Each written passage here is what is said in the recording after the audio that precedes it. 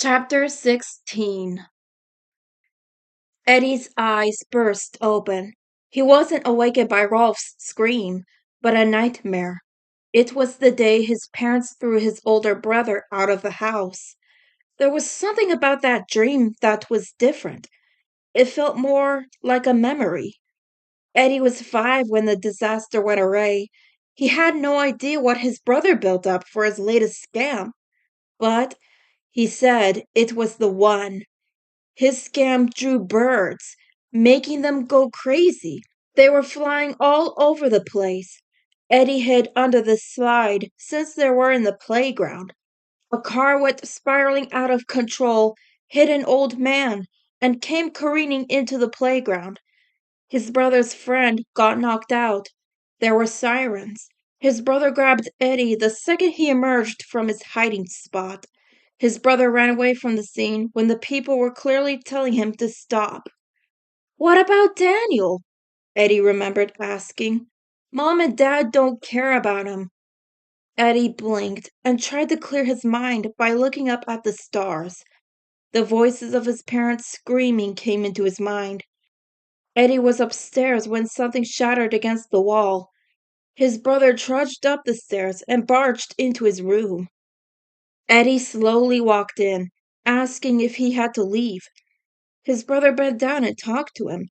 He gave him his jar and said if he filled it to the top, he'll be back. And he left. That was 8 years ago. It wasn't right what they were doing. Eddy should have brought his friends out here. Was that all what his brother said to him? There was no way he meant what he said. Other than the occasional letters, he had no contact with his brother. He only saved him from the nightmare events because Mom and Dad would be mad. Eddy slid down from the rock he was perched on. There was no way he was going to get to sleep. He walked over to the jar of fireflies. Ed was still awake. Eddy? I thought you were asleep. I couldn't sleep. Me too. I guess the excitement of the day has obstructed my mind. They were quiet, listening to Ed's snores. If only I could be Ed, I would love to fall asleep, Ed said, twiddling his fingers. It's been a day, hasn't it? Yeah, very long. They ran the whole morning, walked the entire day, the nightmare of the scene that only happened a few hours ago. The fight was on their mind, but they couldn't find the heart to talk about it. Eddy stared at Ed's eye. He couldn't believe he punched his best friend in the eye. Sorry about your eye. Think of nothing of it, Eddy, Ed said. Did he really mean that, or was he hiding how he felt?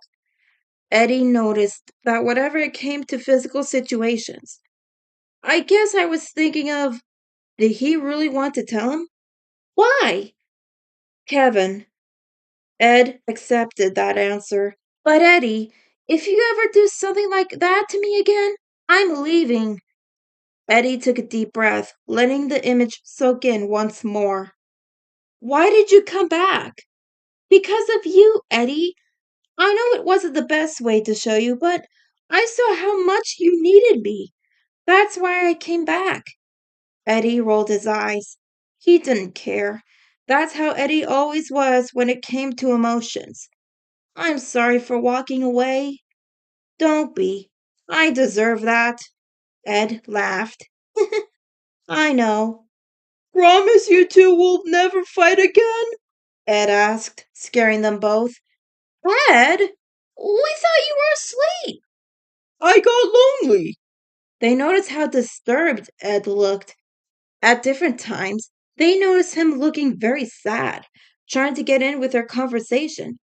Don't fret anymore, Ed. Let's move past the choreo.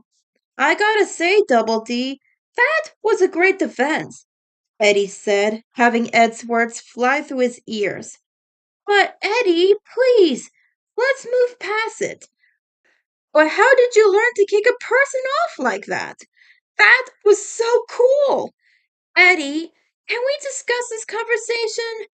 Ed and Eddie jumped at his harsh word. Ed took a deep breath and relaxed. He was on edge from tonight. The town they found comfort in was Lemonbrook, his old town. I'm sorry. I guess I'm tired. How come you always get defensive about violence? It's nothing, Ed said quickly. Doubledee's got a secret, Eddie. No, I don't, Ed. You're hiding just about everything, Sockhead, Eddie said, empathizing the term for his hat. Just spill the beans and tell us already. Ed groaned, exasperated. Please let it be. If you're not going to tell your secret, can I tell mine? Ed asked. Ed and Eddie looked at Ed for a long moment. They never thought Ed had anything to hide. Sure, Ed. Well, I always fear that you two only hang out with me because my name is Ed. The two Eds blinked. Why would you think of a stupid thing like that? Eddie didn't mean for it to sound that way. He was perplexed about Ed's statement. You two always leave me out of things, and since you have become closer, you hardly seem like you wanted me around. Eddie went back and remembered how he took advantage of Ed during the school year. His disability had worsened a little last year. He didn't think he could fully understand what was going on, but he did, and they had been leaving him out of things. Ed, we hung out with you because you are a one-of-a-kind human being, Ed said, scooting closer to him. Yeah, Lumpy, we'd be nothing without you. You're the glue that keeps us together. We could never live without you, but from now on, things are going to be different. Ed never felt so relieved to have that confession off his chest. It was good to know that he had friends who cared. They were quiet once more. I suppose it's time I confessed something to you fellows, Ed said nervously. There was no turning back now. The boys turned to his attention.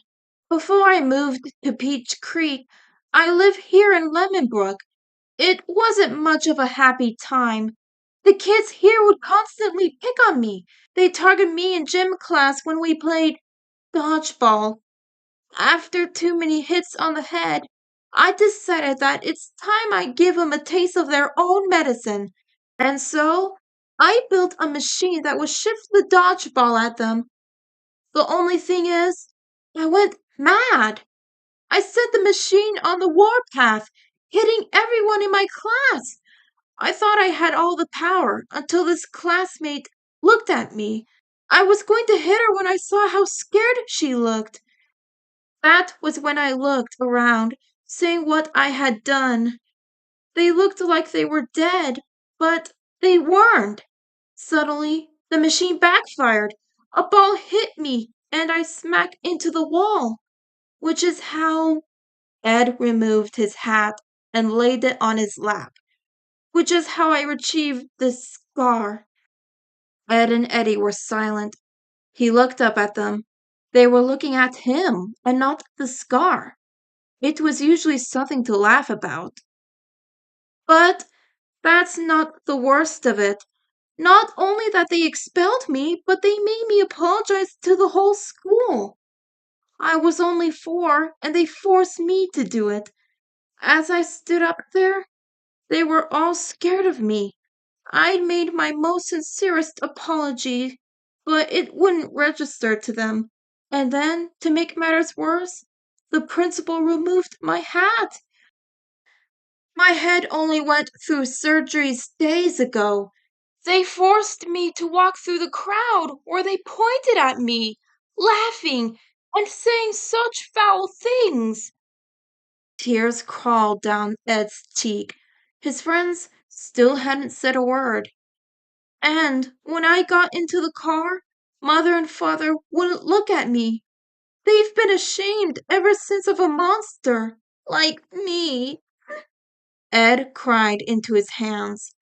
That was the first time he talked about in 8 years. He could never talk about it during the misunderstanding at school in the fall, but so much was going on. Geez, Double D, that's quite a story, Eddy said. His heart was pounding. He never knew how awful his life had been. It really affected his mind. There, Double D.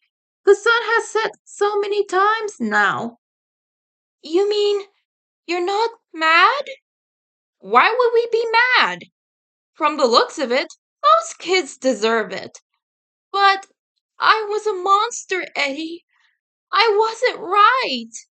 Monsters are big and scary, Double D, Ed said.